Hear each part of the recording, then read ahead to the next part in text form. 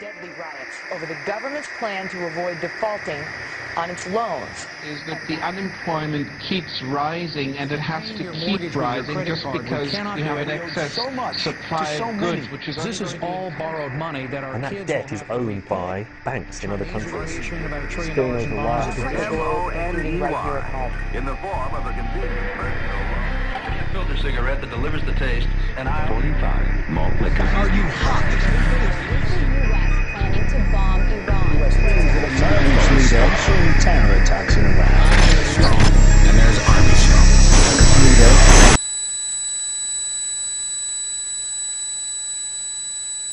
Modern psychology has a word that is probably used more than any other word in psychology. It is the word maladjusted. Maladjusted. I would like to say to you today that there are some things in our society and some things in our world for which I'm proud to be maladjusted. And I call upon all men of goodwill to be maladjusted to these things until the good society is realized. You know, economists are in fact not economists at all. They're propagandists of money value. This system is more wasteful than all the other existing systems in the history of the planet. So you're really dealing with not an economic system, but I would go so far as to say an anti-economic system. The problem we have is essentially the financial money sequence system. It's a system disorder, and the system disorder seems to be fatal. There is no profit under the current paradigm in saving lives, putting balance on this planet, having justice and peace or anything else. Disease supports medicine. It supports doctors and hospitals. But if you really were able to eliminate most diseases, you would eliminate professions as well. You have to create problems to create profit. Crime does create business. We have now roughly 2 million people incarcerated in this country. Many of them are in prisons run by private corporations who trade their stock on Wall Street based upon how many people are in jail.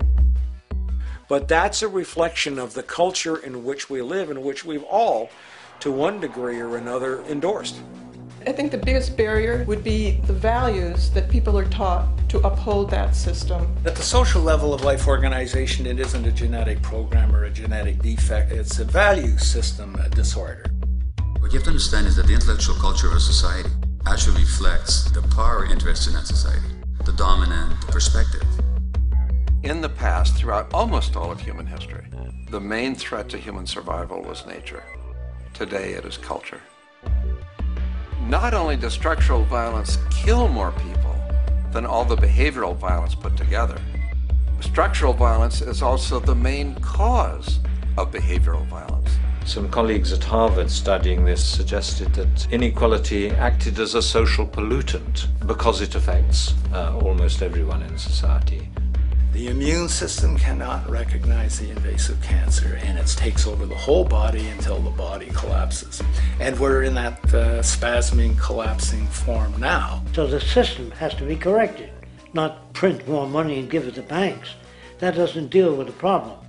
Every level of life organization and life system is in a state of crisis and challenge and decay or collapse. The problems that we have today will continue to go on. This will never go away within a monetary system. It's clear that we're on the verge of a great transition in human life. That what we face now is this fundamental change of the life we've known over the last century. There has to be a link between the economy and the resources of this planet, the resources being, of course, all animal and plant life, the health of the oceans and everything else. This is a monetary paradigm that will not let go until it's killed the last human being. The in-group will do all it can to stay in power. And that's what you got to keep in mind. They'll use the Army and Navy and lives or whatever they have to use to keep in power. They're not about to give it up because they don't know of any other system that will perpetuate their kind.